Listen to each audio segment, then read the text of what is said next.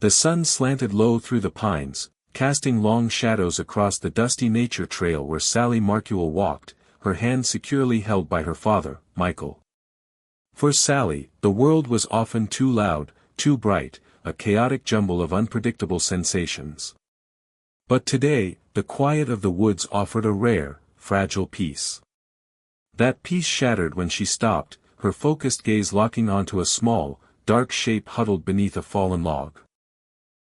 An autistic little girl found a creature she instantly recognized as needing her. Its tiny body was silent and unnaturally still, a shivering mound of slick black fur.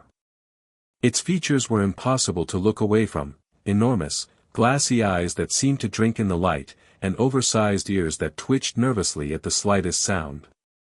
She knelt, extending a careful hand, and the creature didn't bark, didn't whimper. Instead, it let out a soft, high-pitched squeak, utterly unlike a puppy's cry. Sally wrapped it gently in her sweater, feeling the creature's shocking lack of weight. Michael and Diane were hesitant, but the fierce, silent determination in Sally's eyes, the way she cradled the creature like a treasure, made them relent. They named him Scar, and brought him into the quiet comfort of their home, promising to protect him. Before we continue, where are you watching from? Do you have someone with autism around you? Please tell us more, we love to hear from you. Please don't forget to subscribe and like this video, it helps us grow and share more videos for you. Thank you very much. But the oddities began immediately. Scar wasn't clumsy, his movements were unerringly agile, light and silent like a shadow flickering across the floor. He would perch on the armrest, staring with an intensity that made Michael's skin prickle. At night, his wide black eyes would glow faintly amber in the darkness. Michael and Diane dismissed the growing dread. It's just a strange breed, they told themselves, anything to protect Sally's precious connection. The tipping point arrived one evening, not with a bark, but with a guttural, non-animal sound that silenced the neighbor's dog and sent a shiver down Diane's spine. Unnerved and unable to deny the truth any longer, the parents rushed the silent, watchful creature to Dr. Frank. The exam room went dead silent as the veterinarian, Dr. Frank, stared at the creature's non-canine features. His face drained of color, his hands shaking. Then he whispered the terrible, impossible truth. What Sally had brought home wasn't a puppy at all, and the revelation threatened to shatter the delicate, safe world the Marcuel family had built around their vulnerable daughter. Michael carried Scar inside, setting the tiny bundle on a plush towel Diane had laid out. The creature was no bigger than Sally's small hands, a shocking contrast to its disproportionate features. Its sleek, jet-black fur was drying, making the oversized, pointed ears stand out like twin antennas constantly scanning the silent house. But it was the eyes, large, liquid, and impossibly black, that held all their attention. They didn't dart around like a scared puppy's, they simply observed, focused entirely on Sally. Sally herself, usually restless or seeking sensory input, stood perfectly still.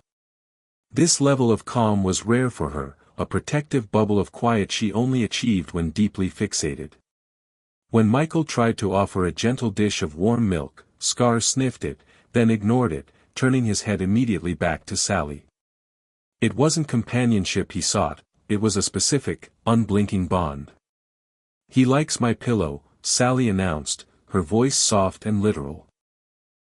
Michael placed Scar near the edge of her bed, expecting him to whimper or struggle, but the creature immediately moved toward the center, settling into the hollow of Sally's favorite, heaviest pillow. He curled into a perfect, tight crescent. When Diane returned with a chew toy, Scar didn't react with playful curiosity. Instead, he made a series of high-pitched, almost crystalline chirping sounds, short and sharp, that echoed strangely in the large bedroom. It was a sound more suited to a bird or a bat than a dog. Michael exchanged a worried glance with Diane. Puppies bark, or whine, or yap, he thought. This creature merely chirped and watched. But Sally smiled, a genuine, open smile they hadn't seen in months. Scar had become her anchor, silent, intense, and perfectly focused, mirroring the protected stillness she needed. For her sake, Michael pushed the growing unease deep down and let the little black shadow stay. Weeks passed, and Scar began to grow, though his appearance only became more perplexing. His legs remained thin and seemed too long for his body, and his enormous eyes never lost their unnerving, ancient quality. The most striking change was his movement. He never bounded or tumbled. When he wanted to move across the living room, he didn't run, he glided. Scar was unnervingly graceful, a seamless, flowing ripple of black fur. He moved with the focused efficiency of a cat, his claws almost never touching the hardwood, allowing him to traverse the floor in unnerving silence. It was the sound of nothing that started to get to Michael. The charade became harder to maintain outside the house's protective walls. One afternoon, Justin and Mabel, their next-door neighbors, came over to drop off a casserole. Justin glanced down at Scar, who was currently perched motionless on the back of the sofa, staring intently at a fly near the window. "Cute, dog?" Justin asked, his voice trailing off, unable to commit to the word. "What breed is he?" "I've never seen ears like that." Diane forced a cheerful laugh. "Oh, he's a rescue, a little bit of everything. Very unique." She avoided meeting Mabel's eye, who was studying the creature's jawline with suspicion. The questions, the polite confusion, and the genuine alarm in their neighbors' eyes chipped away at Michael and Diane's resolve. Every time someone asked, "Are you sure that's a puppy?" the denial felt thinner, more desperate. They knew they were lying, not to the world, but to themselves, all for the singular goal of protecting the fragile happiness Scar had brought to Sally's life. The greatest source of dread came when the Marcuel home went quiet. Scar was not built for daylight comfort and clumsy naps. He was built for the dark. As soon as the lights went out, the creature became fully alive. While Michael and Diane lay in bed, pretending to be asleep, they could hear the almost imperceptible click of Scar's claws on the kitchen tile as he began his silent, nocturnal prowl. He didn't play with toys or drink water. He hunted dust motes, shadows, or perhaps simply observed the empty house with chilling focus. The house was his territory, and he surveyed it nightly. More unsettling was the visual confirmation of his alien nature. Once, Michael woke up, startled by a sound, a fleeting, soft thump from the corner of the room. He strained his eyes in the pitch blackness, unable to distinguish the creature from the shadows. Then, he saw them, two faint, chilling points of light positioned perfectly at the foot of their bed. Scar's eyes were glowing faintly amber, reflecting the almost non-existent moonlight, twin orbs of cold, unnerving intensity. They were unblinking. He was not asleep. He was watching with unnerving intensity. Michael held his breath, waiting for the light to move, but Scar remained still, the gaze locking onto him until Michael slowly squeezed his eyes shut again. He knew Sally was sleeping peacefully in the next room, cocooned by her protective black shadow. She adored the faint glow, calling them her little lamps. But to Michael and Diane, those amber eyes in the dark were proof that a wild, untamed thing was sleeping just down the hall, and its true nature was starting to wake up. The gradual escalation of oddities culminated in a sudden, terrifying shift. Scar had officially stopped pretending to be a domestic animal. The creature was now completely uninterested in commercial dog food or even cooked meat. He would only sniff at it with disdain. His increasing curiosity focused solely on raw chicken or beef scraps, which he eyed with a hungry, focused intensity that made Diane's stomach churn. This growing dietary need hinted at a physical change far beyond puppyhood. The tipping point came one blustery afternoon when Michael took Sally and Scar into the backyard. Sally was happily swinging when Samson, the neighbor's aging Jack Russell Terrier, wandered close to the shared fence, barking his usual territorial greeting. Scar, perched on a deck chair, froze. His oversized ears pinned back, his sleek black fur bristled slightly, making him look larger, sharper. Samson barked again, a high-pitched, insistent yap. Instead of running or hiding, Scar dropped into a low crouch, his head level with his shoulders. Then, a sound tore from his throat. It wasn't a growl, a bark, or a hiss. It was a terrifying, guttural shriek, low and vibrating, a sound of pure, unadulterated predatory fury. It was primal, ancient, and bone-shaking. Samson immediately stopped barking, went silent, tucked his tail between his legs, and whimpered, scrambling away from the fence as fast as his old legs could carry him. Michael stood paralyzed, his blood running cold. He looked down at the tiny creature in the crouch, the black fur settling, the amber glow of the eyes momentarily flaring even in the weak daylight. Michael's stomach dropped as the terrible realization hit him, he was not holding a lost puppy. He was holding an apex predator cub, and its true programming had just been activated. He knew, with gut-wrenching certainty, that he could no longer keep this secret. Sally's safety was paramount. The time for denial was over, they had to see Dr. Frank. The trip to the clinic was agonizingly quiet. Sally sat in the back, holding the carrier on her lap. She wasn't nervous, she was solemn, as if anticipating a serious, important formality. Michael and Diane, however, were knots of tension, their desperation hanging heavy in the air. When they were finally called into the exam room, Dr. Frank greeted them with the measured, professional neutrality of a man who had seen thousands of routine vaccinations. He looked at Scar, blinked, and pulled out his stethoscope. "A gorgeous little mutt," Dr. Frank commented, his tone light. "Certainly unique coloring. What are we calling him?" "Scar," Sally whispered, placing him gently on the cold stainless steel table. Dr. Frank's routine exam began with the lungs, but his fingers paused the moment they brushed Scar's paws. He gently pressed the pads, and immediately, long, razor-thin claws extended from the black fur, not blunt and curved like a dog's, but sharp and straight like tactical blades. His brow furrowed. He then moved to the mouth, forcing Scar's jaw open. The initial neutrality vanished. His eyes widened, and he leaned in, shining a light on the teeth. Instead of the dull, developing canines of a puppy, Scar possessed a frightening, perfect set of miniature carnassial teeth, designed for shearing flesh, and his non-canine jawline was broad and powerful. Dr. Frank's movements grew slow and precise, his professional veneer cracking under the weight of his alarming discoveries. He checked the ears, noting the unusual cartilage structure, and measured the disproportionately small skull cavity. He pressed on the creature's back, finding a density of muscle that defied its small size. The silence in the room became absolute, broken only by the doctor's labored breathing. He finally stepped back, his face ashen, the color completely drained. He stared at the Marcual parents, then back at Scar, who watched him with unblinking, unsettling amber eyes. He cleared his throat, leaning close to Michael and Diane, and dropped his voice to a shocking, hushed whisper. "I need you both to understand," he began, his voice barely audible, "that this animal. No, this is not a puppy."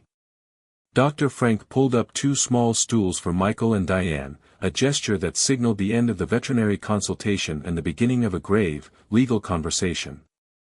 Sally, oblivious to the terror in her parents' eyes, gently stroked Scar, who remained perfectly still on the steel table. Dr. Frank took a deep breath. "Based on the dental structure, the cranial measurements, and particularly the retinal reflection, the amber glow you mentioned, this animal is not a member of the Canis family. It's a cub, perhaps 6 weeks old, of an unknown exotic predator. We'll need genetic testing, but I'm seeing markers consistent with specialized, territorial hunters." He paused, adjusting his glasses. "The black coat suggests it might have been selectively bred, or perhaps it's a melanistic variant of an extremely rare species. In my professional opinion, given its condition and rarity, it was likely abandoned by illegal traffickers who brought it into the country and ditched it when it became a liability." The word "traffickers" hit Michael like a physical blow, replacing fear with cold, legal dread. Diane reached out and squeezed his hand, her gaze locked on the doctor. "But he's bonded with Sally," she pleaded, pointing to the child, who was humming softly to the creature. "He's quiet, he's calm," Dr. Frank shook his head slowly. "That's the problem. He's not calm, he's observing. His development is accelerating. He has the potential to grow to be a large, incredibly powerful animal. More importantly, his instincts are not wired to bond with humans in a domestic sense. Right now, he sees Sally as a source of warmth and safety, but as the predator-driven instincts fully emerge, and they will, quickly, that relationship will change. His predatory response, the one you witnessed with the neighbor's dog, will be directed at anything perceived as prey or a threat. That includes small pets, and eventually, small children." He looked directly at Michael. "Keeping him is a serious crime, violating state and federal wildlife laws. This animal is a physical danger to your family and, frankly, it's unfair to the creature itself. He cannot be raised in a home. We have to contact the authorities. It's the law, and it's the only way to keep Sally safe." The grim truth settled over the Marcuel parents, heavy and irreversible. They had rescued a life, only to learn that truly saving it meant giving it up. The privacy of the Marcuel family was the first casualty. They hadn't even made it home before the calls began, confirming Dr. Frank's fears about the speed of official processes. But the media storm began not with the Wildlife Authority, but with Juliet, the neighbor. Justin and Mabel, having seen the strange cub, had confided in Juliet, who, armed with a blurry cell phone photo she'd secretly snapped of Scar on the porch, posted the story online with the sensational headline, "Exotic Wildcat Found in Suburbia, Danger to Kids." The post went viral immediately. By the next morning, Michael and Diane's protective, quiet home was besieged. Reporters showed up first, their vans clogging the cul-de-sac. Camera flashes flared against the windows, disrupting Sally's sensitive world and causing her to retreat entirely into a silent, distressed rigidity. The noise and intrusion were unbearable. Then came the local reaction. The community divided sharply. One faction, the kindness group, saw Scar's rescue as a heartwarming story of a vulnerable child saving a vulnerable creature, demanding the family be allowed to keep him under supervision. They left flowers and signs on the lawn saying "Leave Scar alone." The other faction, the safety group, often parents of young children, was horrified by the thought of an apex predator cub next door.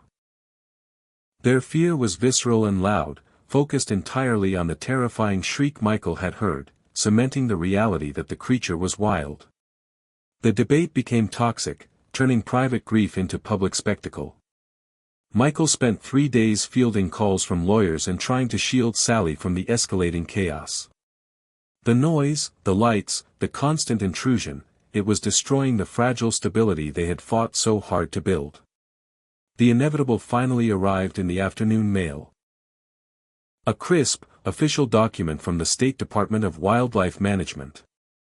The letter, cold and clinical, stated that due to the creature's status as a Schedule I regulated species, the Marcuel family was in violation of state law.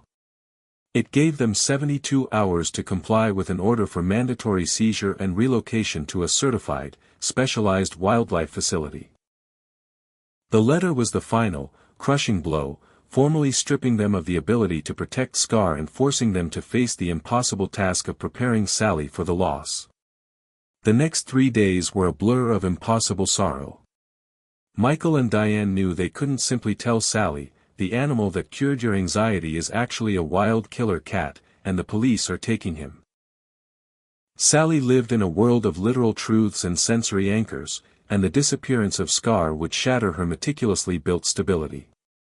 They decided on a simple, painful explanation: Scar was sick, and Dr. Frank had found a place where specialists could teach him how to be strong and wild again, the way he was meant to be. This wasn't a lie of deception, but a truth filtered through necessity.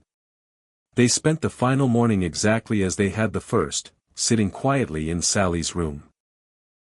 Scar, sensing the shift in the atmosphere, the anxious energy radiating from the adults, had stopped his silent prowling.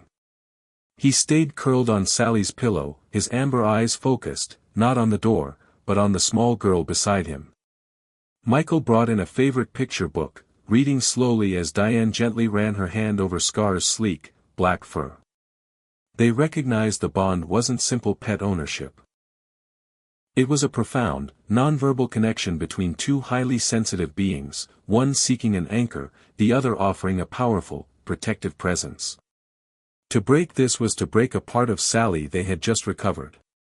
When the plain white van from the Wildlife Center pulled up, blessedly unmarked and quiet, thanks to Dr. Frank's intervention, Michael took a deep, steadying breath. A calm, kind-faced wildlife specialist named Ms. Anya entered the room with a modified, heavy-duty carrier. Scar did not struggle. He watched Ms. Anya with the same unnerving intensity he watched Michael, but when Sally reached out, he allowed her final touch. She leaned down, burying her face into his silky fur, the scent of the wild, clean earth mixing with the smell of her shampoo. In a voice so quiet it was barely a breath, she whispered, "Go be strong, Scar. Be brave." She didn't cry. She didn't rage. She simply felt the profound loss but sensed the finality. Michael and Diane watched the specialist gently coax Scar into the carrier. The last thing they saw was a single, intense amber eye peering out from the darkness of the crate, fixed on Sally until the door was shut. When the sound of the van faded, the silence in the house was immense, but it was a different silence than before. It was hollow, not protected. The resolution for the family was not immediate happiness, but a slow, painful path toward healing. The weeks that followed were difficult. Sally reverted to some of her old behaviors, the humming and rocking returning, the world feeling too loud and bright without her shadow anchor. Yet, because Michael and Diane had made the difficult, responsible choice, the choice to put Sally's safety and Scar's wild nature above their own temporary relief, a deeper foundation was laid. They learned that responsibility and love are sometimes the same choice, requiring the courage to inflict short-term pain for long-term protection. They bought Sally a standard, gentle-natured therapy dog, a fluffy golden retriever named Sunny. Sunny offered warmth and noise, a different kind of comfort. Sally took time to adjust. But every night, before she went to sleep, she would look at the stars, thinking of the tiny black cub now free in the secure, natural world, listening for the soft, chirping sounds that were now only echoes of a terrifying, beautiful secret they had found on a rainy roadside.